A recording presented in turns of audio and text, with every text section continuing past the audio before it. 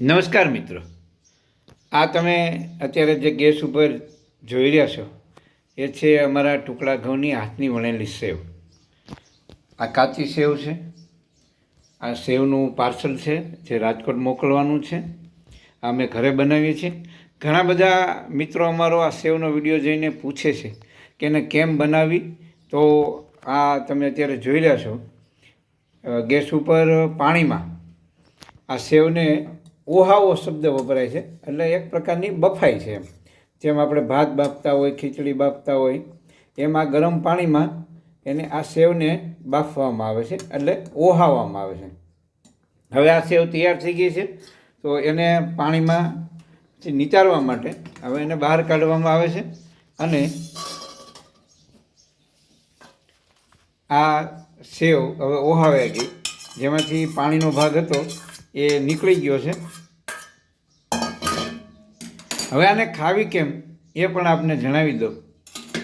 સામાન્ય રીતે આપણી વડીલ માતાઓ દર વર્ષે ઉનાળામાં આવી રીતે સેવ બનાવે, અને આ સેવ તૈયાર થઈ ગઈ છે, જેને ગોળ ઉમેરી અને તૈયાર કરવામાં આવે છે, અને ઘી પણ નાખવામાં આવે છે. ખૂબ જ આ પૌષ્ટિક નાસ્તો હોય છે. અને ગામડાની અંદર તો ભાગે જ કોઈકના ઘર એવું હશે કે જેના ઘરે આવી સેવ ખવાણી ન હોય અથવા તો બનતી ન હોય. પણ મિત્રો, મારે કહેવું છે એ વાત, આજે બજારમાં નૂડલ્સ જે આવી રહ્યા છે એની જન્મદાતાઓ તો મારી તમારી વડીલ માતાઓ હતી. એમણે આ ઘઉંની સેવ બનાવી હતી. પણ અત્યારે ટેસ્ટી ખાવાના અને સ્વાદના શોખીન લોકો મસાલેદાર ખાતા હોય છે.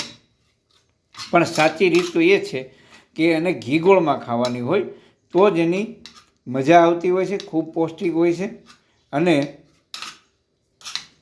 આવો નાસ્તો એટલે કે કોરડ સામાન્ય રીતે રોંઢે એટલે કે 4 વાગ્યાની આજુબાજુ આ તૈયાર થતી હોય છે. આમાં ઘી ગોળ ઉમેરવાથી ખૂબ આનો સ્વાદ આવે છે અને એકદમ ઇઝી હોય છે. તો આ સેવ જેમને મંગાવી હોય એ અમારો મોબાઈલ નંબર નોંધી લેશો, 97 252 28 7 74. ધન્યવાદ.